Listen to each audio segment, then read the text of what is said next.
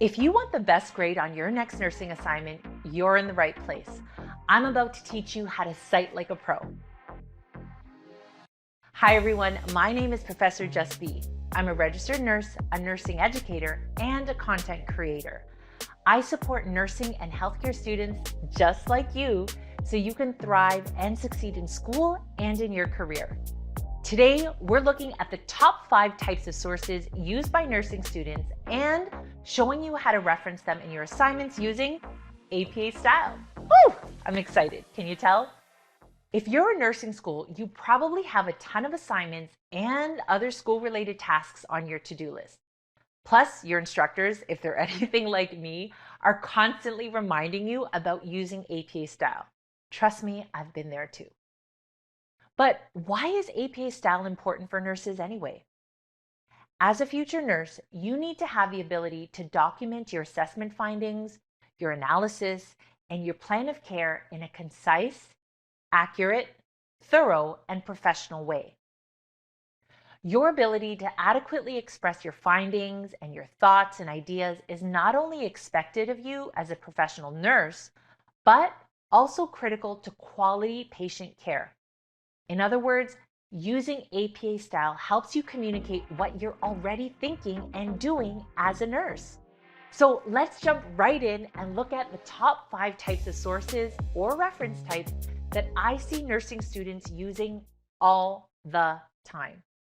First up is a whole edited book or a whole authored book, such as your Fundamentals of Nursing textbook or your Med-Surg textbook.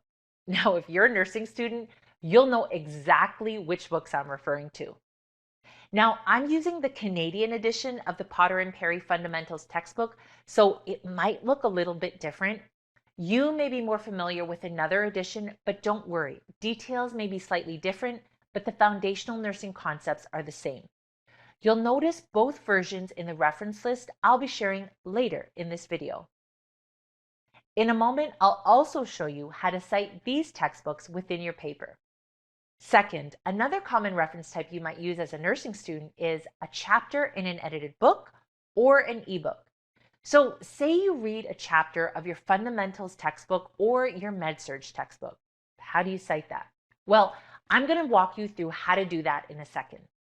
Third, many students use reports by a government or other agency. If you refer to any statistics or figures in your assignment, or perhaps you're discussing clinical practice guidelines for a specific condition or an illness, then you're probably using this type of source in your assignment. Examples would be organizations like the National Cancer Institute, the World Health Organization, or the Registered Nurses Association of Ontario. I will discuss how to cite these types of sources too. A fourth common reference type that you might use, especially when you're writing reflections or analysis papers, includes journal articles.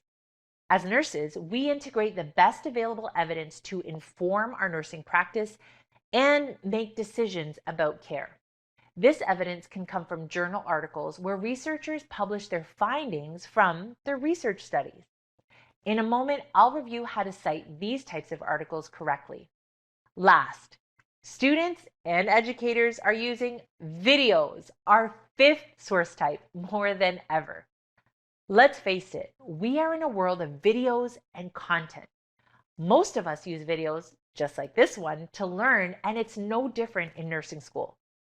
Now, if you decide to use a YouTube video in your scholarly paper, just be sure that the creator and channel are credible and reliable. Now that we know our top 5 reference types, let's go through how to cite them properly when you're writing your assignment. So, pay attention. If there's one thing I want you to remember about citing sources using APA style, it's this. APA style uses the author date citation system. This just means that if you are using any source in the body of your paper or anywhere within the assignment, make sure it's also listed in the corresponding reference list at the end of your paper. So what does each source look like within the text and in the full reference list? Let me show you. In this chart, notice how each of the top 5 reference types is shown.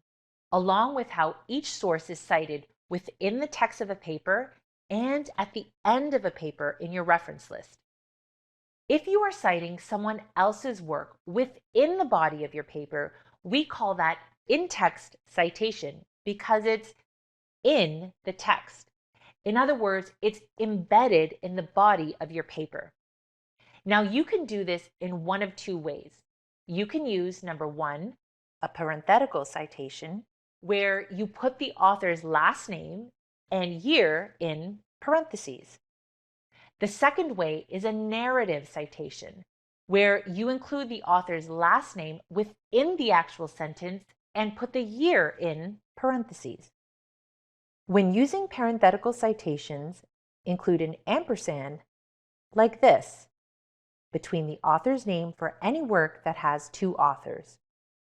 Or include et al., the Latin abbreviation for and others, like this, after the first author's name for works with 3 or more authors.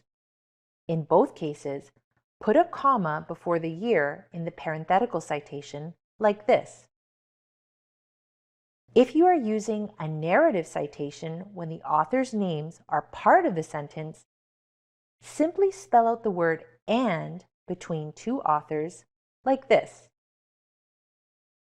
Or include et al.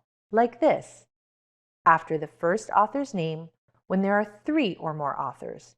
Note that you don't need the comma anymore. Now, when it comes to your reference list, you need to provide the details of each source so that the reader can review and retrieve each work you've cited in the text. It's so important to check each reference carefully against the original publication to make sure it's accurate and complete. You'll be surprised how often folks like me, your professor, will go through your reference list and actually find the sources you've cited. Doing this correctly establishes your credibility as a writer and professional. Now, when you're creating each entry of your reference list, make sure you have these 4 elements. Number 1, author. Who created it? Number 2, date. When did they publish it?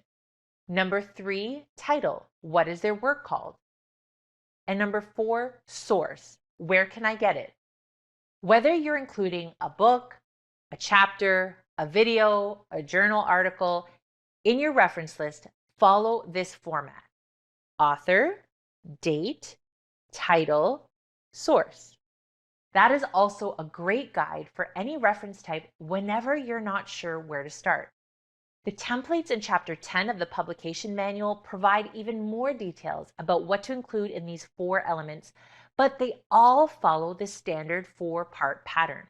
So let's go through our own reference list and make sure we've included all 4 elements.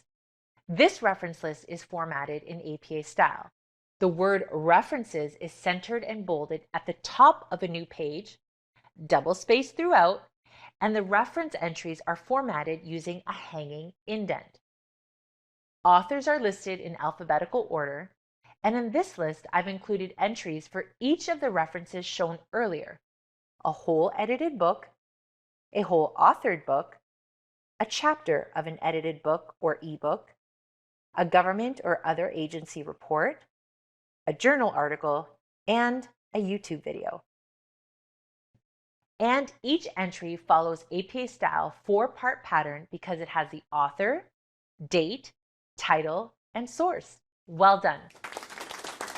There you have it, my top 5 types of sources that nursing students use and how to properly reference them within in-text citations and in your reference list.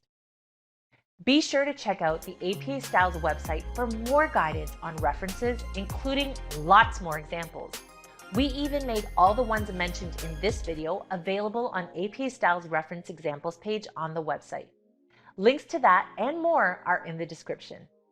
If you found this information helpful, don't forget to like this video or leave a comment below. In fact, hit that subscribe button now so you don't miss out on any future videos.